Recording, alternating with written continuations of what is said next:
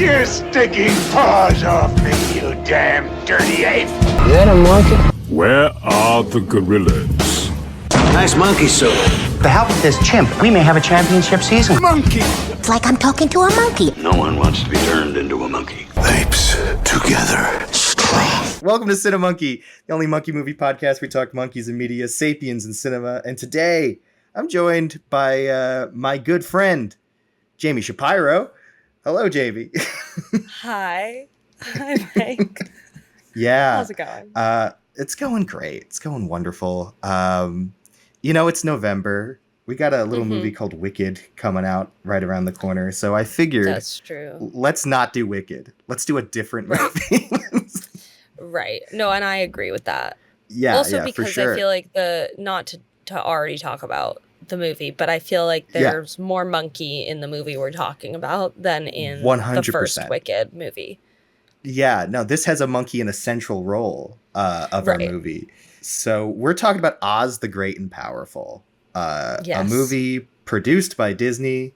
It stars one James Franco, Mila Kunis, Rachel Weisz, Michelle Williams, Zach Braff as our monkey man, Bill Cobbs, Joey King, and Tony Cox. And it's directed by Sam Raimi with a screenplay by Mitchell Kapner and David Lindsay Abari. Well, shall we talk about this gem of a film? Because I have so many opinions already that I need to say off the bat. All right, tell me what's on your mind, Jamie. What about Oz? Well, here's the thing. One, when I first watched it, I didn't know the monkey was Zach Braff. I thought it was Billy Crystal for a second. And I got excited. Then I realized it was not Billy Crystal. And I was sorely disappointed. So that kind of marred my entire experience of watching the movie. And then, but you know what? That's on me and not the movie, I suppose. Secondly, and this is controversial, and our friend Henry is going to get mad at me for saying this. The fact that it's the same director as the Tobey Maguire Spider-Man movies already knock against it. Already a knock against it. Why is that? Well, it's just like all the things I didn't like about those movies are still present in this movie. And they happened many years apart. So that means that nothing has changed in this man's world of directing. No, that's just his kind of like style. Well, what exactly do you not like about it? It looks terrible. This movie looks terrible. Like, the visual world of this movie is fucking insane. Like, first of all, I did some research. Yeah. The entire thing. Also, pull me back onto the rails if I'm going off of them. But yeah, go for it. The fact that they did not shoot a single scene of this movie outdoors, it's literally all on a soundstage. All of it. That's so true. Even Kansas? All of it. All of it was on a soundstage. Every single scene, Mike. That's why it looks like that. That makes so much sense. Terrible. It looks insane. It looks so flat. The whole thing looks like I photoshopped the cast onto like a moving image background. Yeah. Well, what's so funny is when I was doing my research, apparently the director, Sam Raimi, was like, yeah, I built like practical sets so they wouldn't just be acting against green screen. And it's like, where are they? Where are these practical sets? Because they're just kind of, like you're saying, it's just flat. I mean, maybe they built like some steps and then they put the green screen. That's what I'm saying is like they built the like floors that they stand on and like the trees and like, you know, they built the shapes around them, but the entire like sky is all green screen or blue screen or whatever the hell. And you can tell because you know what it really reminded me of? Shout out to my Disney queens who remember the movie Twitches. That is a short for Twin Witches, starring Tia and Tamara from Sister Sister. And a classic. I don't think there are any monkeys in that movie, so that it won't be making its way onto this pod. But it's like the darkness in which is like the villain in Twitches that comes out of the sky, which at the ripe age of like 6 was terrifying. Now looks like a crumpled up, piece of tissue paper floating out of the sky. And like that was the energy I was getting from this movie. Anyway. Would it make more sense? I also thought it was funny. Apparently this movie was shot in Michigan. I'm like, where? Where in Michigan did you shoot this? Also, why? If the whole I thing don't was know. CGI. I guess they had cheap sound stages in Michigan. Yes. I don't know. Well, let's start from the beginning, I guess. Okay. So the movie opens and it's like black and white, and we're in Kansas because it's an homage to the original Wizard of Oz film. And, Oz Different is aspect ratio. 2-time con man magician of the 1900s. And his best friend is Zach Braff, but they're not friends. He's just his lowly assistant. And James Franco, he's a bit of a ladies' man, a bit of a how do I say this? A sex pest almost, with no relation to his real. And, he's real good. He's real good in this role as a sex pest. Right. That's a problem because he's wooing the ladies. Yeah. They get that right though. Like that is the energy that the Wizard of Oz always gave in every iteration. Oh, for sure. No. It's the correct person for the role. He knows what he's doing. It's not like he did that in real life in any capacity. Although I did read that they tried to I did read they tried to cast Robert Downey Jr. first and then Johnny Depp and then him. Which is funny. Yeah. Third pick is crazy. Also, like, so extremely different. Like, I feel like Johnny Depp and Robert Downey Jr. kind of the same ilk there. To then go to Dave Franco, or... James Franco, whoa. Dave's okay. Freudian slip. I wish it was Dave. But then to go to James Franco feels like a big leap there. Yeah, big leap. Well... I get it because like the director worked with him on the Spider-Man movies. Oh yeah, I forgot about that. So I'm like, I guess he was just like, I could do it for that guy. But like thinking about this movie, if it was Robert Downey Jr., he would have so much more charisma, and like I would actually buy it a lot more. I would buy his kind of like con man persona a bit more, and like he could play like a sleazy guy, but also I get why people would think, oh, this guy's like an all-powerful wizard. James Franco's just a dude who's just kind of running around. James Franco immediately, like, not to, pun intended here, but like sets your spidey tingles. Censor the sensors are going off, you're immediately like, I know I'm being had. It's like, yeah, this guy's something's not right. I feel gross looking at this man. I feel his little dirty. Beard. I need a shower after talking to him. And I was like, I guess that guy exists in like 1900 carnivals or whatever. Like, it could be a problem. Sure. I'm sure there's problematic people. And then exclusively almost. That's why they're there. So we see his little magic act, and he like takes this woman out of the audience that he was talking to before, and he had given her like this music box, and he says, it's from my grandmother who died in the war. And she was like, what war? And he was like, don't worry about it, it's fine. And she's like, yeah, great. And he like does the classic trick where like he makes her like levitate off the ground. And then some guy in the audience is like, that guy's a fraud. I see those wires, which is the director's brother.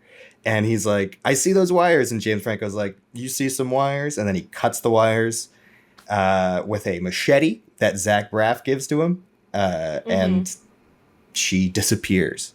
And this little girl in the audience, she sees this. She's in a wheelchair, played by Joey King. And this little girl, she looks up at James Franco and is like, make me walk. And he's like, I don't know about that. And then the rest of the crowd is like, well, make her walk if you're so amazing. And he's like, can't do it. Runs away. The crowd not happy about this. Which I gotta say, as a performer, I do. Yeah. I side with James in this scene. I'm like, just because I can do the rehearsed thing that I've spent years practicing, I can't suddenly make you walk, Joey King. Yeah.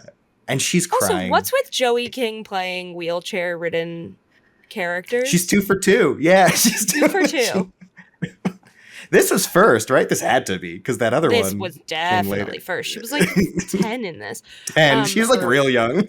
Yeah. I mean, I don't know how old she is in this, but she's young. But also just like, I gotta say, anyway, I hate to say, don't clip this sentence because it would sound bad out of context, but I side with James Franco on this one. And Jamie sides with James Franco. No. We're going to put that on the poster. Quote me. Don't quit. That can't be the soundbite from this episode. As someone who went to NYU, Jamie sounds with this sides with James Franco. No. But I do anyway. think, like, it's insane of the audience to demand that this girl walk. But yeah, she should walk. Digress. We go back to his like little trailer, and Michelle Williams pops up, and she's like, "Hey, by the way, Mr. Wizard Man, Oz, I'm going to marry someone else, a John Gale. Now, if you're a Wizard of Oz head, John Gale, father of Dorothy. So right." Look at that. And he's like, I'm real sad, but hey, listen, I get it. He's a good guy. And then there's a knock on the door. And we see the like strong man is like pissed off because James Franco, he's given his girl a music box. They shared a little kiss earlier. And so the strong man's like, I'm going to kill you, Oz. And they run out the door. And he runs to his hot air balloon he has already prepped and waiting. Zach Braff says, by the way?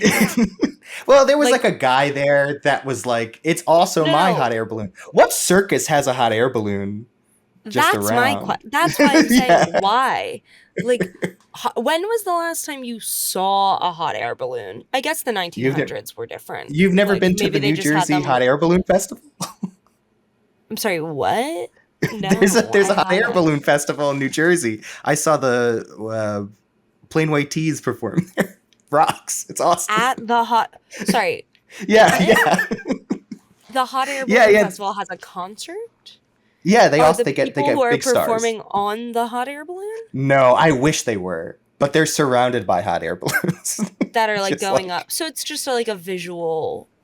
It's a visual. Yeah, you go, you look, and there's like, I don't know, that one's shaped like SpongeBob or something.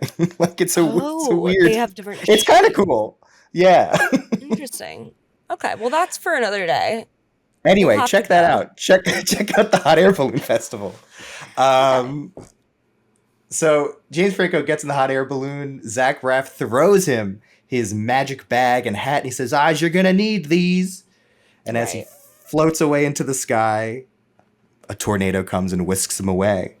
Classic. And he swirls throughout the sky. You see all the carnival stuff kind of floating around him, and he just lands in the merry old land of Oz. He kind of peeks up, and then it switches from full screen, and it goes to like cinematic widescreen in another homage to the original Wizard of Oz film. And we see that lovely fake background that you were talking about before, where it just looks like, I mean, it's very colorful. It's a colorful world. That is the one thing I will say that I feel like they did better than Wicked.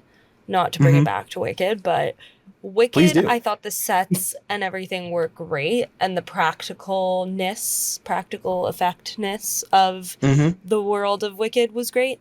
The fact that it was so muted was so annoying to me. There was no color in that movie. And which is crazy. Which is because like it should be colorful. Like it's the point of the Wizard of Oz. Literally, his color. Like that should be the most colorful. Anyway, so there's good color, great and powerful credit, very saturated. Very saturated, but not flat a lot as of contrast. Yeah, saturated, too much exposure. We needed a little bit more sepia tone. So Oz crash lands into like a puddle, like a lake, and he is greeted by one Mila Kunis as Theodora, not Elphaba. Don't think it's Elphaba. That's owned by a different studio. Different thing. Yeah, Different so thing. Theodora sees him. She's in like this like big red hat, big red coat, and she's like, "You should get out of the water." Also, technically, this is before Elphaba's time anyway.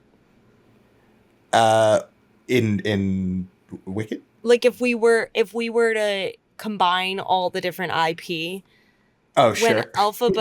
When Elphaba and Glinda are coming up, Oz is already established at that point. That's true. Yeah, he exists in the other world. He's already the wizard. So I just want to say that for the audience, that if you are trying to compare and contrast, like, this is theoretically at least a decade maybe before the time of Elphaba. Yeah, possibly.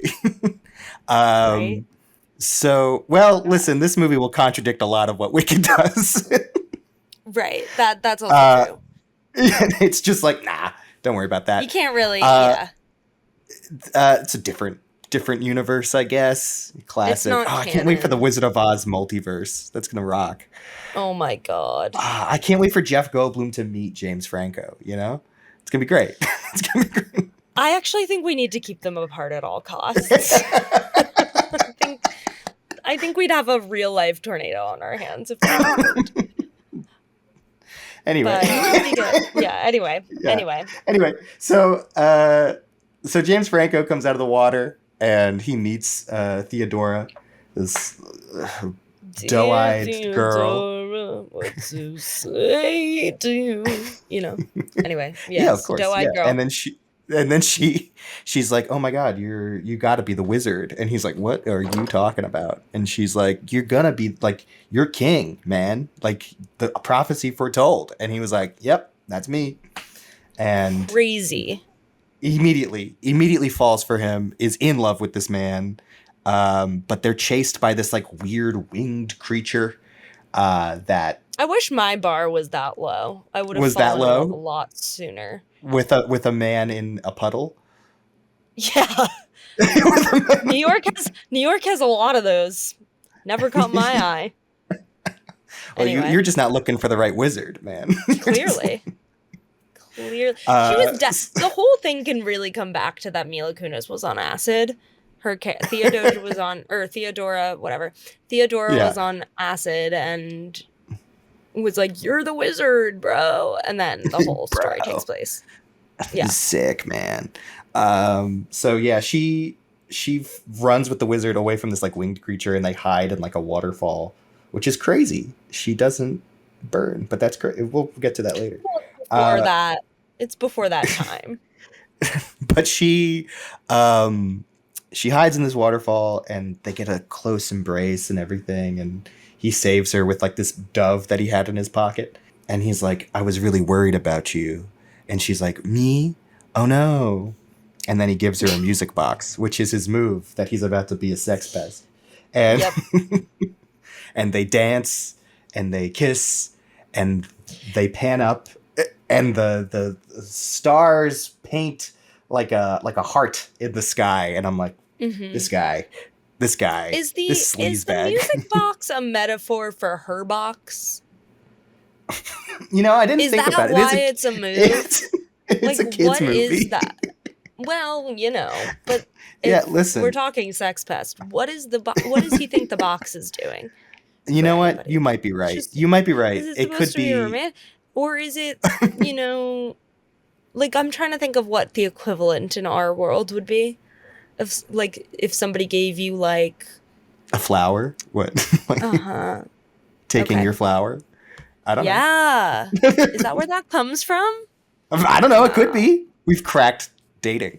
Where were we? What were we talking about? Music box. The music box. The hearts in the sky. Hearts in the sky, and then they continue down their merry way to the land of the Emerald City, where James Franco meets Theodora's sister. And actually, before they do that, I forgot a very important piece. You know, they're coming around they're walking down the Emerald, the Yellow Brick Road, and they come across this winged monkey in a bellboy uniform. The most played by Zach important Braff. piece, actually. Yeah. And Yes. he's tied up, and James Franco's like, I guess I'll help him because that'll impress this lady here. And he cuts the kind of vines that are holding him down, and he saves him from this lion that has appeared that was going to eat the monkey. And cowardly lion, not so cowardly in this movie. Yeah. And then but here's the thing is also like James Franco gets swept up in the tornado, and Zach Braff throws him his stuff. How did Zach Braff get there? Zach Braff is just immortal and all-seeing, and he exists in every universe. But he exists everywhere. It doesn't make any sense. Like, because in the original Wizard of Oz, like the neighbor is the Wicked Witch, and like the right. But that's so then we're really. But what I'm saying is like, and then at the end it's like, and you were there, and you were there, and you were there. But this is like presumably the worlds before that. No? Yeah. I mean, unless everyone's having the same hallucination. Well, that's what I'm saying is like, are we just assuming that the entire world like hallucinates the same thing when they get swept into a tornado and dropped somewhere? But then it's like, so we're reinforcing the idea that Oz is not a real place with this movie. This film is telling us that this is just a shared. So glad you called it a film. That's great. this piece of cinema. This art house indie. It's a bit of an indie drama. It's an indie drama. How much did this movie cost? Like this movie cost $215 million. Right. This little movie. How much did this movie make? $493 million. So it did fine. It did okay. So it like doubled its budget. Yeah, it was all right. There was supposed to be a sequel. But I don't have any concept of like how of like what money is, how that works. I don't have any, and so I don't get it. But I don't understand like where the levels are. Like, what was it aiming to do? Like what was the intended goal? Well, this was before where everything. No, because like this was it 2013. This came out. So this was before everything had to make $1 billion at the box office. Oh. To be like, this is successful. That's so what like people this want now is for movies to make $1 billion. Kinda. I mean, I think they've lowered their standards a bit. Hopefully, fingers crossed. But like 493, that's about double the budget. So it probably just broke even, covering marketing and whatnot. I mean, listen, it did well enough where they announced a sequel, but they didn't make it. But this came out in 2013. I was gonna say they announced a sequel. It's been more than 10 years. They're not making that. No, it's never gonna happen. You know what? This podcast is gonna make that happen. We're bringing him back. We are gonna reinvigorate the masses to demand that they make Oz the Great and Powerful too. But also, well, they missed their window because now that the Wicked movies are out, no one's ever touched they've really missed it. Well, side tangent here. I did some when I was doing some research about this movie. So this movie exists because the screenwriter Mitchell Kapner saw Wicked on Broadway and was like, "Man, we missed a trick, man, of not doing an origin story for the wizard." And so he brought it around Hollywood and was like, "Hey, y'all," because Wizard of Oz is a public domain IP, so you can do whatever you want with it. So he brought it around to but not the movie. That is true. You could only do stuff from the book, which is why there's no ruby slippers in this. There's I saw there was some argument about the way Mila Kunis's chin looks later when she's the Wicked Witch. If it was too close to the movie. Yeah, it was it had to be less pointy because it would look too close to the original movie. Yeah. I did see something that was she had to be painted a different color green. Yeah, a different green. There's all these stipulations, which is crazy, which is insane. That's oh, come on now. Claim a color. But anyways. So but yeah, this guy wanted, but he was I want this movie to be a fairy tale for boys. He was like, there's so many fairy tales for girls, but like there's no strong male with fairy peace tale. and with peace and love and no respect. That is the stupidest thing I've ever heard in my life. I think it's so funny. It's so dumb. That is so dumb. And you know who's the perfect male role model is James Franco. James Franco.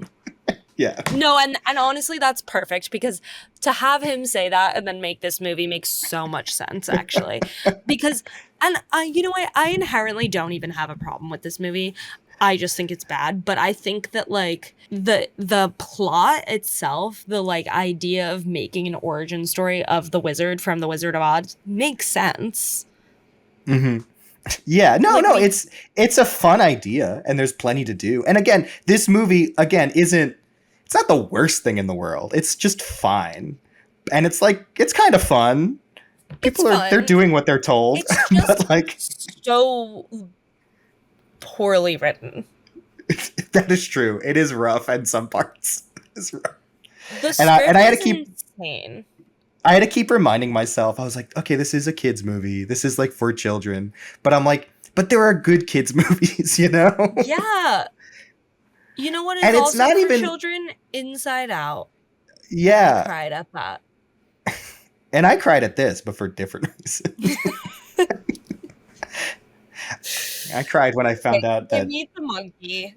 And so they meet the monkey. You're so right. So they meet Finley, our monkey. And Finley, because he was saved by the wizard, whose name is Oscar, by the way. And he was saved by the wizard, and he's like, for you, because you saved me, I owe you a life debt, and when I die, I will be by your side till I die. And James Franco is like, okay, listen, I'm a fraud and a fake. And the monkey's like, crap, I should have done that before. Which again, like, why wouldn't James Franco's character also be like, clocked? You sound exactly like my friend. You sound, and your face looks a little similar to my good pal Zach Braff. So yeah, Finley then is resorted to taking the wizard's magic bag, and they walk to the Emerald City, where they are greeted by this Munchkin. His name is, I forgot his name. Could not tell you. He calls him Sourpuss throughout the movie because he's always like angry, and Sourpuss. Feels like a nod to maybe Grumpy from Snow White. There's a couple of Snow White things in here that I'm like, that's strange, that's odd. But Disney. It's Disney. Yeah, it's Disney. They love, if there's one thing about Disney, it's that they love to be self-referential. It's so true. I mean, I think around this time as well, they were also, do you remember there was a show called Once Upon a Time? Oh yeah. And you were a big Once Upon a Time head fan? Like, I was so invested in the first, like, 2 seasons of that show. And it was good. It was good. And then they kept introducing new characters, and I was like, oh my God, let it stop. Let it end. But do you remember the brief Wizard of Oz spinoff? No, I don't think I made it that far. They did like a 1 season. I think it got canceled because it's whole not season? very good. Yeah, it was like Once Upon a Time the main show was going, and then there was a side, like a spinoff called Once Upon a Time in Oz, and I think that was around the same time as this. Interesting. So they were really trying to milk Oz. Let's see, that came out. Was I live? It's confusing who that show was for, you know? Like, yeah. I wonder who the key demographic was, because while I did just say that I watched the first 2 seasons, I knew that I shouldn't be, you know? I was like, I feel like this isn't for me. And then I fell off because it got ridiculous, and I was like, are children watching this? Because presumably it's fairy tale, but it's kind of dark. Okay, no, they did like a whole season that did Oz. That's crazy. Public domain, baby. Yeah, that'll really do it. Someone should do like an Oz and Winnie the Pooh crossover. Listen, you can, and you can. And you can feasibly. And you can. And Sherlock Holmes can be there if they really wanted to. Yeah. All right. Somebody get on that. You heard it here first. Figure that out. Anyway, so they get to Oh, sorry. No. No. What were you gonna say? What were you gonna say? I was like, isn't that kind of what Sondheim did with Into the Woods? Yeah, in a way, it's kind of Into the Woodsy. Is there a monkey in Into the Woods? No. No. Damn. There's a cow. Oh well. Well, when I do the spin-off Cinemonkey Cow edition, we could do Into the Woods. There are a lot of cow movies. So many cow movies. There are a lot of cow movies. Anyway, so they get to Oz. They get to the Emerald City. They're greeted by Mr. Grumpy, or Mr. Sourpuss. Mr. Sourpuss, and he takes them to the throne room where we meet the other witch, her name played by Rachel Weisz, Evanora. There we are. She's the Wicked Witch of the East, spoiler. But who cares? But anyway, so Evanora's like, I don't know if this guy's really the real wizard, but I'm gonna play along or whatever. She takes him to the riches room where all of the coins and the treasures of Oz are, and James Franco does a good Scrooge McDuck kind of slide down these gold coins. I really enjoyed that, where he's like, "Oh my God, I'm so rich," and she was like, "You're not rich yet. You gotta kill the evil witch." And he's like, "I don't know. I don't like the idea of killing a woman." And she was like, "But you could have all this money." And he was like, "I'll kill the woman. That's fine. We're good." Right. And so she's like, "You should set off on your journey right now. Don't tell my sister, who is in love with you, that you should just go." And he's like, "Got it. I will go and kill the witch, and then I will be king, and then I will inherit all of this treasure." Yeah. So they head out. James Franco and Finley. Crazy prophecy, by the way, that all these people are following. Like, these two witches are like, yeah, the prophecy is that this man will come and kill. Anyway, we know that that's not what. Anyway, continue. Sorry, we digress. But still, there is a prophecy. No. It's like this man is going to come and kill this woman, and then we'll be fine. All okay. Yeah. Yeah. So they go. He leaves. He leaves, and he goes to the dark forest, or not the dark forest. Well, he's heading towards the dark forest to kill Glinda, the good witch. And he comes across Chinatown in the meantime. And I was like, that's kind of a good pun. He comes across Chinatown, and he enters one of the houses, and he finds this little porcelain doll, this little China doll, and her legs are broken. Turns out it's Joey King from earlier. Shocking. There's nothing quite like a totally unsubtle metaphor in a Wizard of Oz movie. And he uses what he calls magic in a bottle, or glue, to put her legs back together. And he makes her walk again. He fixes her. But he couldn't do it before, but now he can, because he's a good guy. Right. And she was able to walk, and she's like, "I'm going to join you on your quest to kill the Wicked Witch." And he's like, "Nah, that's good." And then she's like, "No, I'm gonna come," and just kind of follows them. And he's like, "All right, whatever." She's here, and they go through the dark forest, and they eventually come upon this cloaked figure who's entering a graveyard. And James Franco's like, "Okay, listen, we got to steal her wand. We break her wand, it kills her, basically." So they do this plan where Finley the monkey. And for someone who knows nothing about this world, he seems to know a lot about this world. Yeah. He was told by the witch earlier. She was like, "You just got to break the wand." He's like, "That's easy." I forgot about that. Yeah. Sorry. And so he goes and tries to sneak and grab the wand while Finley makes a distraction by mooing like a cow. Talked about earlier. A cow. And he's immediately caught by Glinda, and she's like, "Hi, I'm Glinda. You're the wizard. You've been foretold, prophecies and all." And basically she explains that she's the good witch, and the other two, they're the bad witches. And he's like, "Oh no." And during this time, we see a magic crystal ball in Oz, and Rachel Weisz's character, she's like, "Hey, listen, sister, your boyfriend, your hubby, Oscar, he's hitting on Glinda. And she starts to cry, and her face starts to scar, and she's like, why does it hurt so much? And she's like, because you got a broken heart and you're really wicked inside. And she's like, change me, sister, change me. She's like, you got it. And then she gives her a magic apple, a green apple that she eats. Shout out Snow White. Shout out Snow White. See, Disney. And she eats the magic apple, and she starts transforming, and she transforms into the Wicked Witch of the West. We get to Munchkin Land, where Glinda has put a big bubble over the whole town. And we meet the Munchkins and the lovely people of Oz, the regular normal folk, the farmers and the tinkerers and whatnot. And there's actually a pretty funny... Munchkins aren't normal? Oh. Yeah, oh. I'm sorry. Oh. Yeah, maybe Munchkins... listen, they have a song and dance routine prepared. How long have they been waiting on this? And they seem to have one for every occasion. And you know what? They stole that from Ella Enchanted. Do you recall? Have you seen that? Not in a very long time.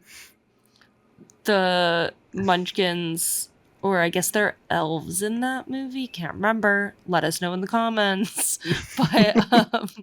But they are forced to sing and dance. And that's like their skills. Anyway. It is funny because they start... I don't think there's a monkey. They start their song and dance. Maybe. We'll have to check it. But they start singing and dancing in this. And James Franco's like, nah, we're good. You don't have to do that. And then they look like real disappointed. They're like, we like prepped this for you. And then he's like, I gotta go. Because turns out I'm not the guy that they think I am. Because they think I'm going to save them. And I'm just a lowly con magician. And Glinda's like, yeah, but they don't know that. So like, play along. Bear with us, yeah. Yeah. I also love immediately after this, like, Theodora comes and she's like shows herself as the Wicked Witch of the West, and she shows her new green body and unveils everything. her new shade of green. And she like tosses James Franco around and is like, how do you like that, James Franco, huh? And he's like, oh, it turns me on. Take another music box. Please. I have so many. And he's like, I think she's a little mad at me. And she's like, yeah, I am actually. Which also, to be fair, he hasn't really done anything. Like, yeah. Like he was like. And also you met like for 5 minutes. I mean, girl, listen, chill. They shared a tender moment. There's no way that his dick's that good.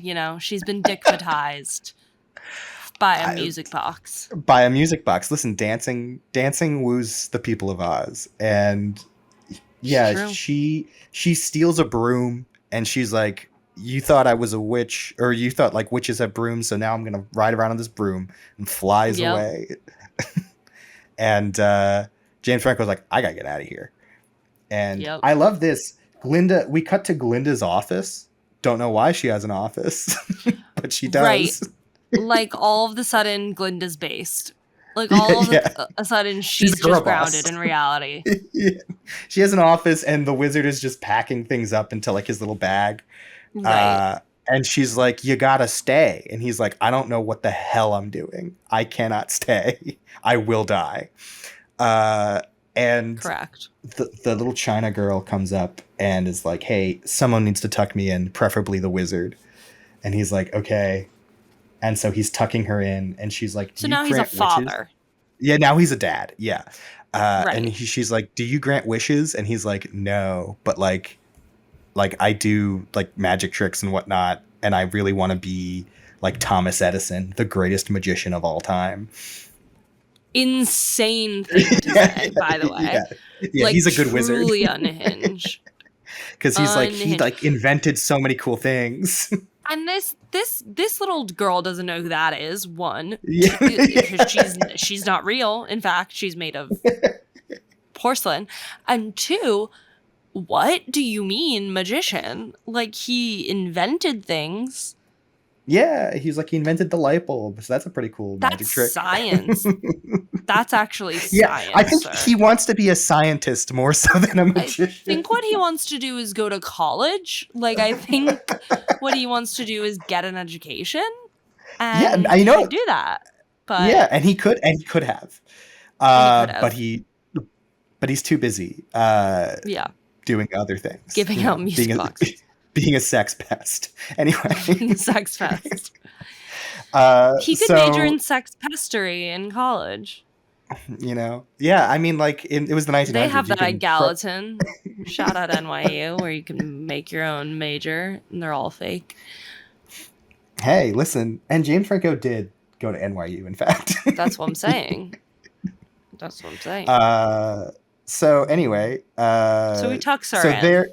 So he tucks her in, and he starts to cry because he's like, I could. Oh, she says something to him like, "That sounds like a good kind of wizard," and he was like, "That's the kind of wizard I want to be." And then she's like, "Yeah, you already are," and he's like, "Wait, I already am." So he comes up with a battle plan, and he has the farmers make scarecrows, and the tinkerers make like some sort of devices for.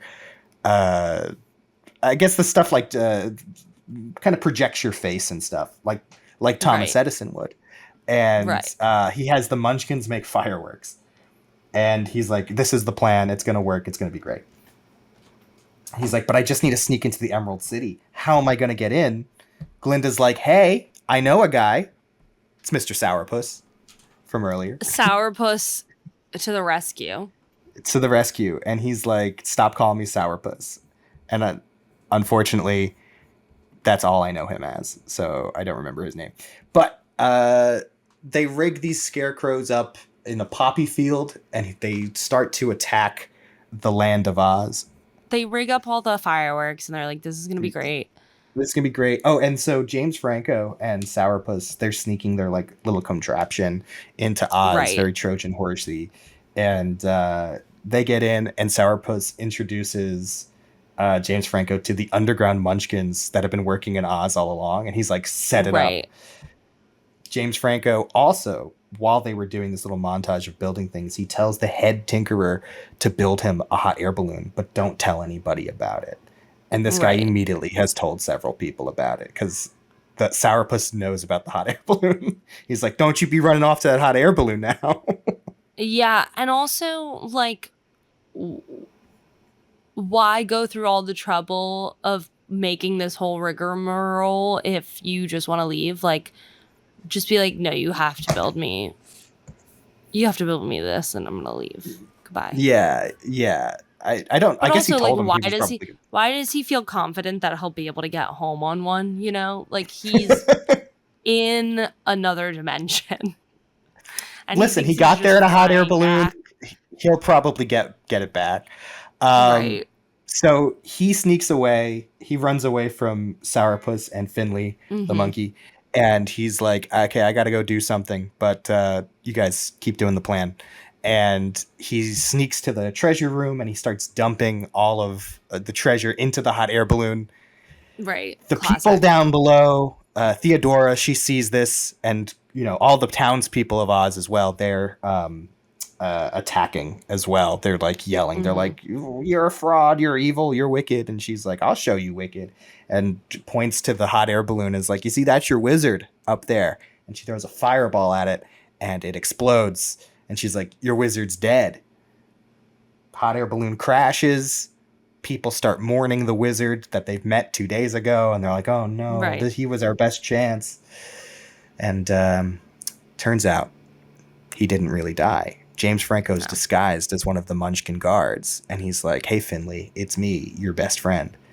Let's go to do the plan." And he goes and hides in the Trojan horse thing that he built. And they turn it on, and a big projection of James Franco's face illuminates the skies. Something no one ever wanted or asked for or needed. And but here it is. And here it is, and you just see bigger James Franco, and he starts doing his classic Wizard of Oz thing, like, "Who dares disturb me in my slumber," or whatever. And I'm immortal, and they they start like attacking the ghost figure, and they're like, "Oh Right. no, it didn't work. He really is the wizard." And they start launching fireworks up, and that scares Rachel Weisz, and she runs away. And then he starts launching fireworks at Theodora, and she's like, "I'll get you." Yeah. Right. This whole sequence to me was like, oh, well, now we need to end the movie somehow. Yeah. And so, Like- and also, like, we have to get to the Wizard of Oz. We have to get him to It's like they spent so much time kind of doing nothing just to end up being like, oh, right, like we have to, this has to tie back in somehow. He's got to do it. He has to become the wizard, right? And so, yeah, it's a really quick turnaround.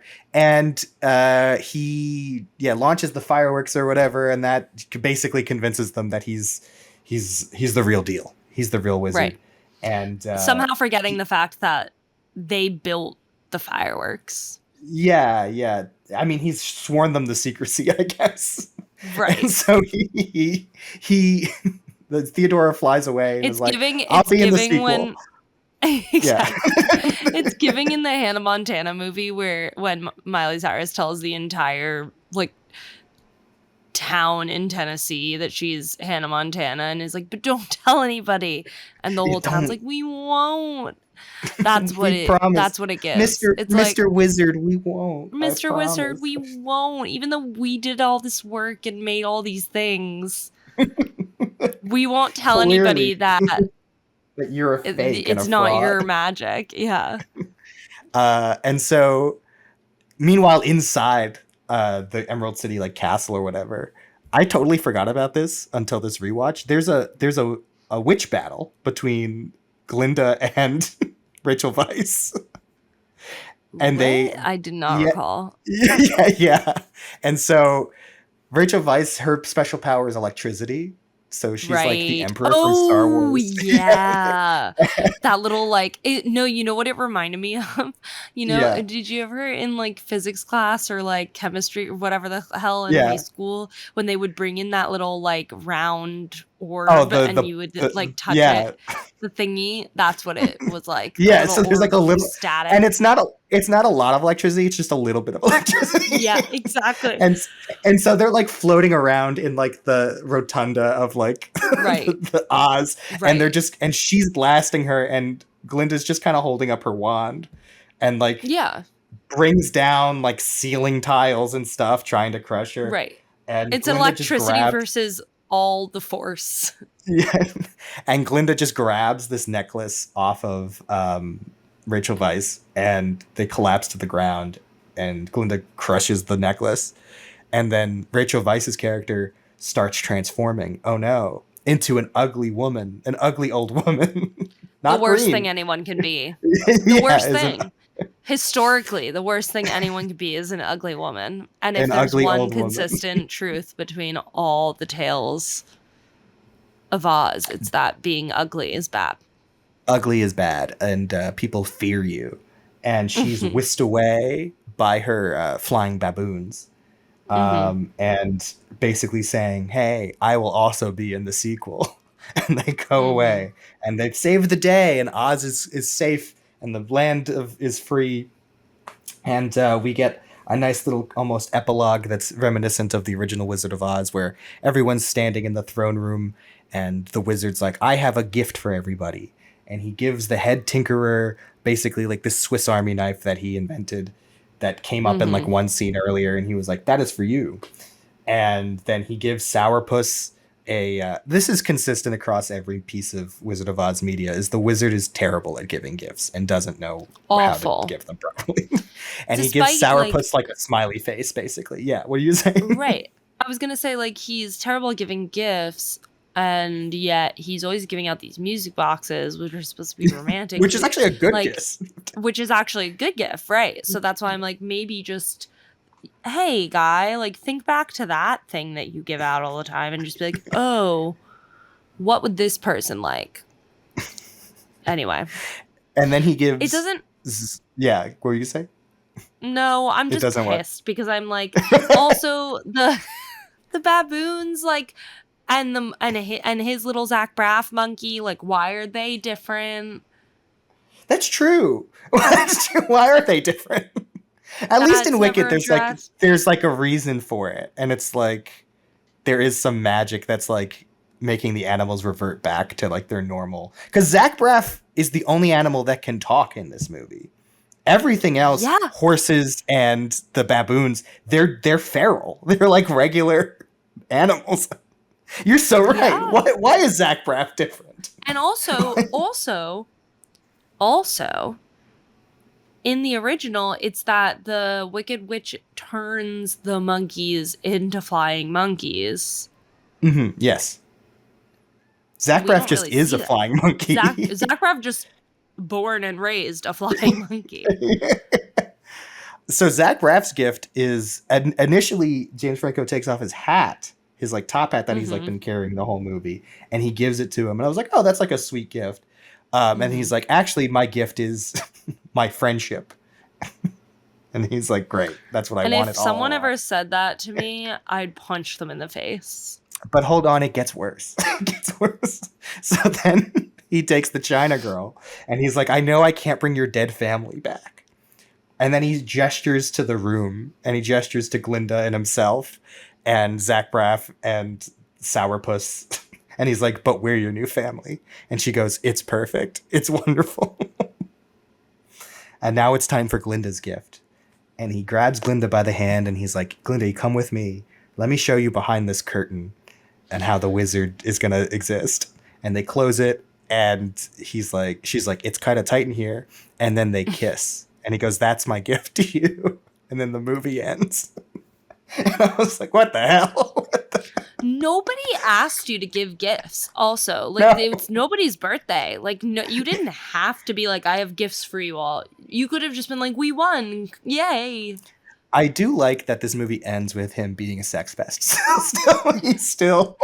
He hasn't learned the lesson. It's a great bookend. You know, it ends the way it began. But it also just like is so confounding because you're like, why did you like? You clearly liked Mila Kunis's character. Like, what's the deal? And well, she turned really green, so like that's gross, right? So now she sucks. But it's just like the whole plot hinges on the idea. Because also, sorry, let me gather my thoughts. Also, the idea that Rachel Weisz's character is just like, I want power. Sure, fine, I buy it. So she wants to send James Franco to kill Glinda because I also love how we just keep referring to half of them by their character names and half of them by their This is how names. Every episode goes because I'm like, I don't remember. It's fine. It's so much easier. It doesn't matter. No, but it's crazy that like she sends him to kill Glinda just cause, essentially. Because Glinda can stop her, presumably. Yeah. But then there's no other explanation for like literally why anything else happens, because Mila Kunis, sure, she's scorned by James Franco because he leaves without saying goodbye, but also like, why did the conflict start? Like, this is an origin story. This should be like where you find out like why things happen, right? Like, we already know the story of the Wicked Witch of the whatever and Glinda and them not getting along because good versus evil or whatever. But like, why? Maybe Glinda, it like did something to deserve it. Like, were they close friends? That is what Wicked is. You're writing a more interesting movie. Well, that's what Wicked is. Is Wicked is the origin story of like how the Wicked Witch and the Good Witch came to be, and that's why it's such an interesting story. What I don't understand is why they tried to. It's not like Wicked didn't exist when they made this movie. No, this exists because of Wicked. Right. The guy saw Wicked. Like, right. Like, it just doesn't make any... The actual premise of this movie just makes no sense, actually, is what it is. And that's the main issue. Is that It's actually flawed from the start. I was. This is when you first logged on and you saw my face and I looked really depressed. It was because I was reading about the MTV Movie Awards. Oh, God. And so this And movie that'll was depress nominated. Anybody. Yeah, this movie was nominated for the MTV Movie Awards for Best Villain for Mila Kunis as Shocking. Theodora. Now you're not going to Literally believe this, but she won. Do you want to know who the other nominees were this year for Best God. Villain? Yeah. It was Bakbar Dabi from Captain Phillips. Didn't see that. He's amazing. He was nominated for an Academy Award for that movie. Benedict Cumberbatch from Star Trek Into Darkness, Michael Fassbender from 12 Years a Slave, and Donald Sutherland from The Hunger Games Catching Fire. And she won. Okay, so like a literal slave driver. And then like super villains. This is crazy. And people were like, she's barely a villain in she's that. she's barely a villain in it, and also she's not very good. Well, no one is good in this movie because the script is terrible. She's like, I don't know, she's not very convincing as like an evil person. No. She's like trying to be like, the Wicked Witch or whatever, and she's just, it feels like, how do I say this nicely? Say it not nicely. It feels like a theater kid, like performing and something like what she thinks is evil or whatever. It feels like what they really wanted to do was make one of those like made for TV musicals where they like live air the recording of a musical on like a soundstage. That's what this guy wanted. He just wanted to make Wicked a TV musical. And you know what? He should have. And he should have just left it. And he should have cast Mila Kunis. And he should have left it at that. What's also funny is like to think, because like this movie, as we mentioned before, like it was announced that they were going to have a sequel, but the director had no interest in making a sequel, and he was like, someone else can do it, which Disney's not afraid to do. Yeah. And then James Franco obviously has some problems, and the movie like did okay, but it didn't like break box office numbers or whatnot. It's so funny because it feels like at this time Disney was like really looking for that franchise, and they were throwing everything at the wall, because there was like the Lone Ranger, there was the Sorcerer's Apprentice. Lone Ranger again? The Lone Ranger is Armie Hammer and Johnny Depp. Great power team right there. And maybe their issue was that they were looking to make franchises with all of the worst people.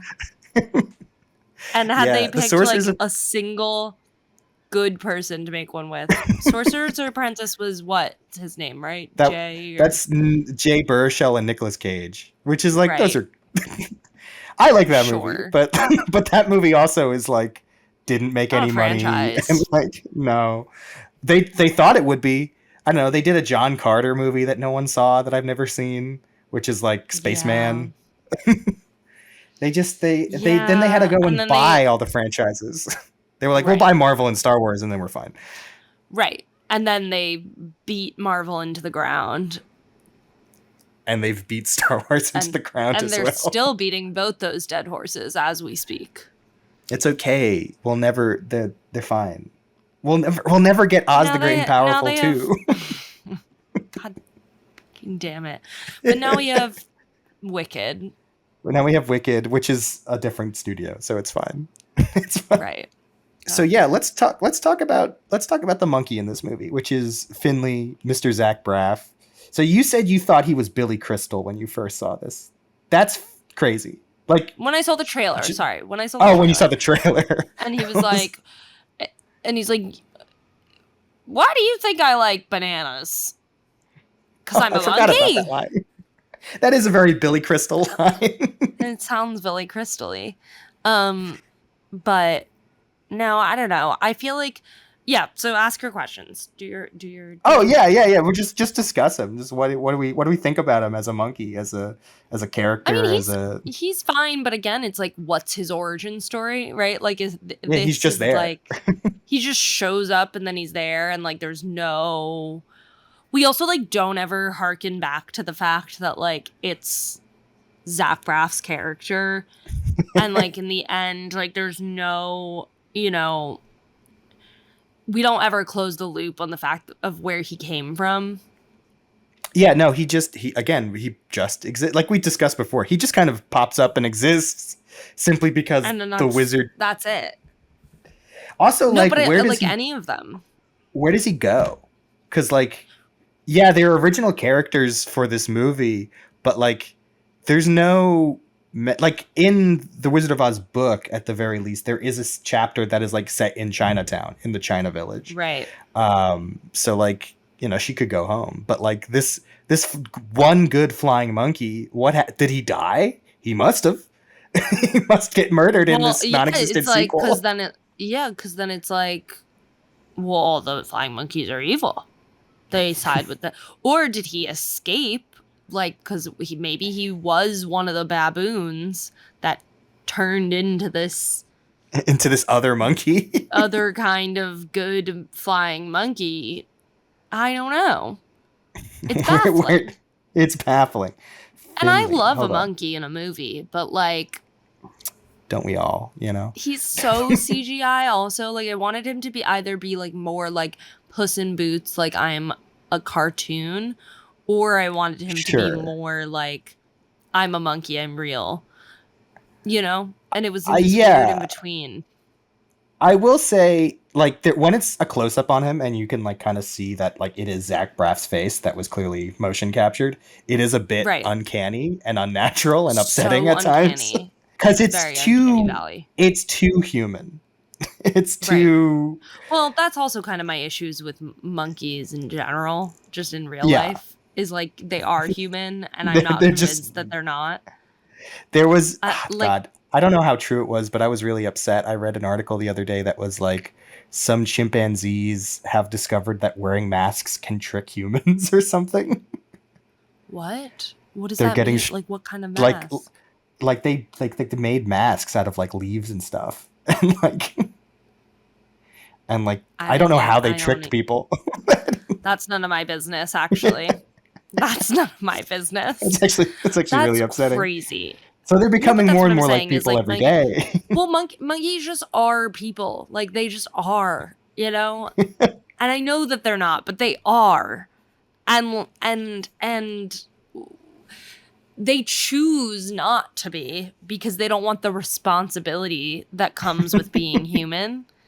Because they're actually ultimately smarter than us. And they get that we've evolved ourselves into depression and climate change and all that. So they've just chosen to stay one loop of the evolution narrow ladder, whatever the you call it. Sure, yeah. Back so that they don't have to deal. They don't have to deal with all the nonsense that we've set up for them. Exactly. My goodness. How do we feel about Zach Braff? I like Zach Braff. Mr. Scrubs, I was a huge fan of Scrubs, the original Scrubs. I still need more information about what happened between him and Florence Pugh. I forgot really they dated me for a while, and there was a big age gap there. I mean, they were both adults, but I really wish that they gave me more detail on what happened there. I wanted to know. Sure. I was invested in the relationship. Otherwise, what has he been in? He mainly like directs and acts in his own movies. Right. Like he funds them himself. So this is kind of like his only studio role, I would say, like large studio role, because everything else is very low key. I don't know. He did a movie called Gardens. Did he do Garden State? I don't know. He does like these little indie comedies that he writes and directs and like funds himself. But now he's going to be in Scrubs again. They're doing Scrubs Right. reboot. Right. So Huge. he's back, and he did those TNT T-Mobile commercials for a while With the other guy from Scrubs, with no? Donald Faison. Yeah. Yeah. So I just feel like it was a weird use of him. Like, I don't have any issues with Zach Braff, but I do feel, again, that this monkey's role in this movie was baffling. Well, here's another issue that I take with it in terms of like the Zach Braff of it all and the monkey of it all is he's in it for like the first hour or so, and then he disappears, and he's not Right. he's in the background, but he doesn't do anything. Anything. He's just along he doesn't for the ride. do anything. Yeah, and he's like the comedic relief or whatever. But like they'll just cut to him for like a. They get like but he doesn't have any like urgency in the plan. Like he doesn't. No. Like he's helping in the end, but like he does They not don't really use his flying abilities either. So true as well. We never talk about the fact that he's a flying monkey. Like James Franco is never like, oh, it's crazy that like in my world that I come from, there are monkeys. And in your world, they fly. And also, but then there are normal lions. Like, he's never like, what are the rules of this world that I'm in? I'm just looked up Zach Braff to see what he's been up to. He's actually he's in a show that was premiered on Apple in 2024 called Bad Monkey. He's in 2 episodes of it. What? Oh, is that the one based on the book? Yeah, I think so. Yeah. Maybe so I'll have to check that monkeys. out. And one would hope, don't we all? He also did a show called Alex Inc., where he plays a podcaster. So, it ties together. Okay. Monkeys and podcasts. Sure. That's anyway, your bread and butter. My bread and butter. So one more question I have to ask is what do we do if we took the monkey out of this movie? I don't think anything. I don't think anything changes. I'm like, unfortunately, he has to carry his own bag. He has to carry. God forbid. I think actually the bigger God forbid a man has to lift a finger. I think the real change would actually be if the baboons weren't there. Yeah, well, if they weren't in the movie either, they don't really have a force. Like they have the like ground troops or whatever. Like they're Munchkin fighters. I don't know, but unfortunately, everything stays the same for the most part. Everything stays the same. I think there should have been more monkey. I feel like there should have been. I feel we should have learned where Zach Braff came from. I feel like we should have learned how he learned to fly, how he grew wings, perhaps. I feel we should have gathered more context to if he has family, because there's Chinatown. We know that Chinatown was destroyed. Also, like, super morbid of them to be like, yeah, the entire population of Chinatown is dead now, except for this one girl. That's crazy. And then they're like, well, we were family now. It's like, oh, so we're just gonna get over the fact that there was a genocide in this movie. There was a genocide performed by the monkeys, which is really upsetting. Literally. So Chinatown would stay intact, actually, if there were no which is huge. So we would never meet Joey King. Yeah. That's what I'm saying is more would change if the baboons weren't there. But I think we needed to know like is there a flying monkey town? Like what's his It's so home? true. Where they live? Yeah, where's he from? Where do they live? What do they think about the different witches? I'm calling Bob Iger right now. Say, Bob, listen, we don't need a movie, but we need a Disney Plus sequel. show We need a remake. We need a remake of the first. I need a prequel to the first, just about Zach Braff's monkey. Exactly. What did he do? What did he get up to? They just keep making further and further back origin stories of in the land of Oz. Yeah, so like, how did he get there? So he actually got there by, I don't know, bike. Got picked up. Unicycle? Perhaps. Monkeys on unicycles rock. That's like That's 1900 stuff. That's what I'm saying. circus. Like, where's the giant bicycle with the huge front wheel and the tiny back wheel? Yeah, how'd they get up there? Why do we never go back to the 1900s? Why do we never figure out what happened with the tornado? And I know that Oz stays there, right? But also, like, you're telling me now that Oz and Glinda are knocking boots? Are knocking wands? Sharing boxes? Sharing music boxes? Sharing music boxes? Knocking wands? Like, crazy. What? Also, this like in the original Wizard of Oz, like before Dorothy she's just goes, okay with him being a fraud also. Oh yeah, straight up lying to Dorothy. Like she straight up knows that he's a fraud. Like, anyway, what were you gonna say? Oh, I was gonna say in the original Wizard of Oz, like Dorothy visits like a wizard guy before she goes to Oz, like and he tells her fortune. Oh, like at like a fair, yeah. Right. And then that guy is the Wizard of Oz.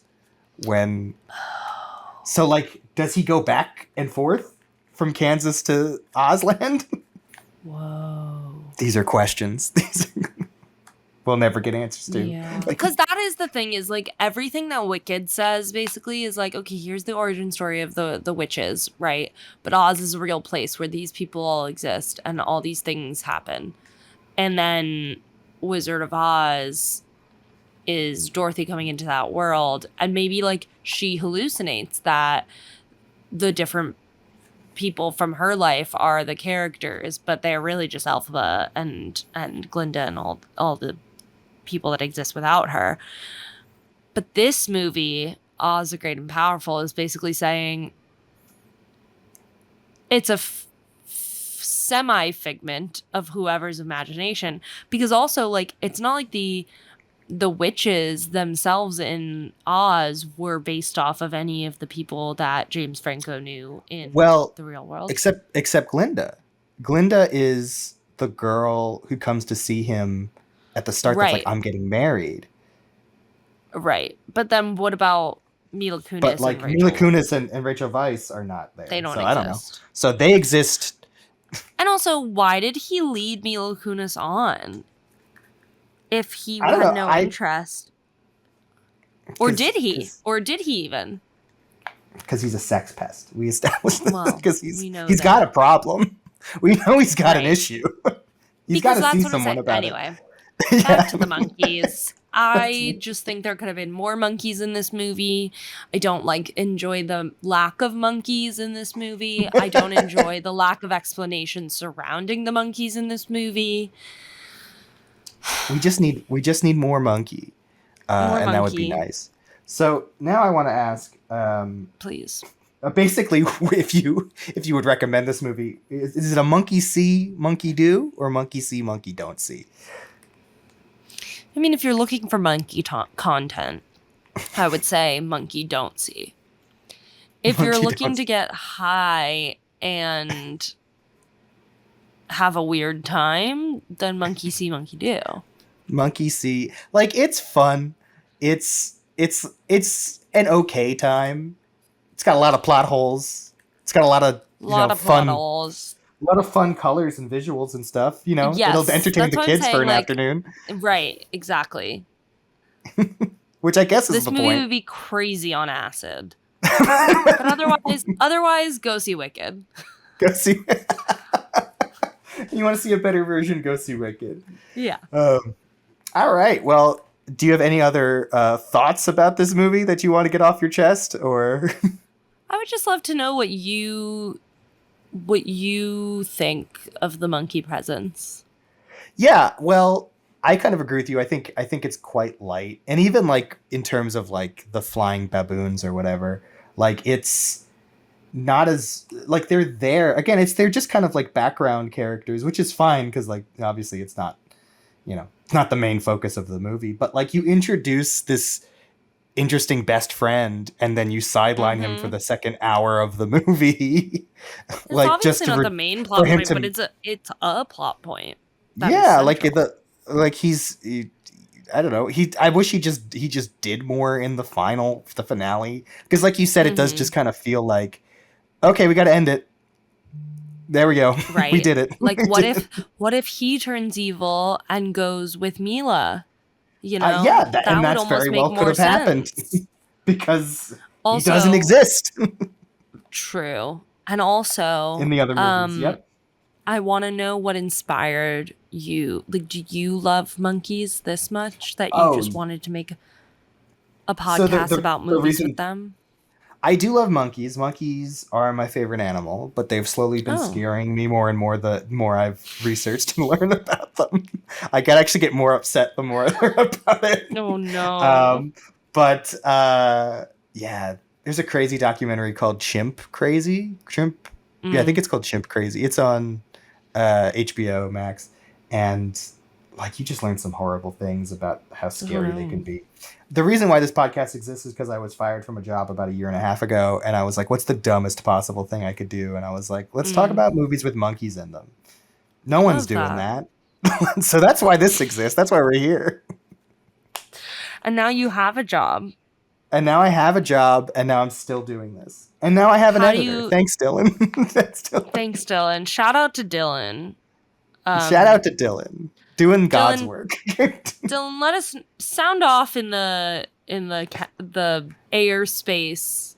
No, this is not going to be a video. It's all right, Dylan. Make some noise in some capacity. Yeah. Let us know you're there. Let the people know. Sound right here. Add some sound right here about how you're feeling about this episode. Ready? Go. Go. Stop eating my sesame cake. Great.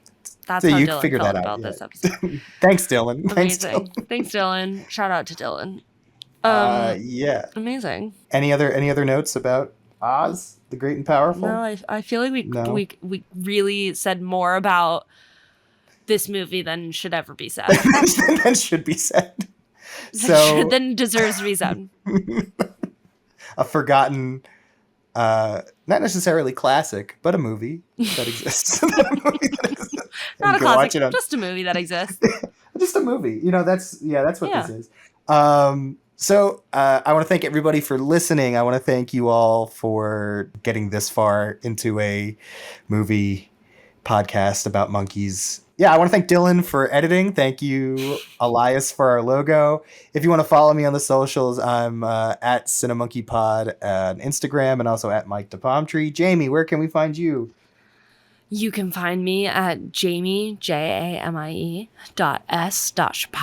spelled like Shapiro, on most platforms. And also check out Skit, the new movie coming out on Tubi November 14th that Mike has a cameo in. Yes, you can see me play Incel, a role I was born to play. Oh, God.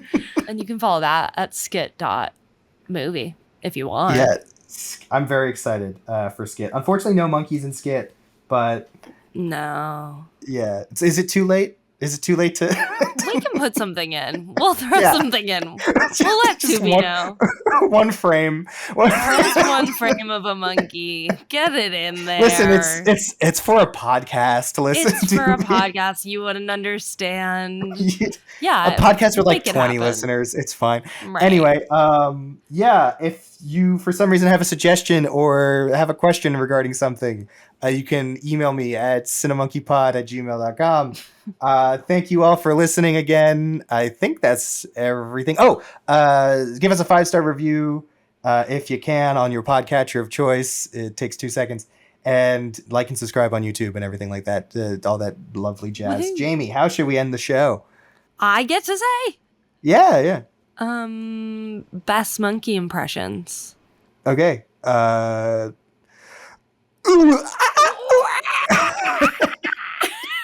right, thank you. Bye.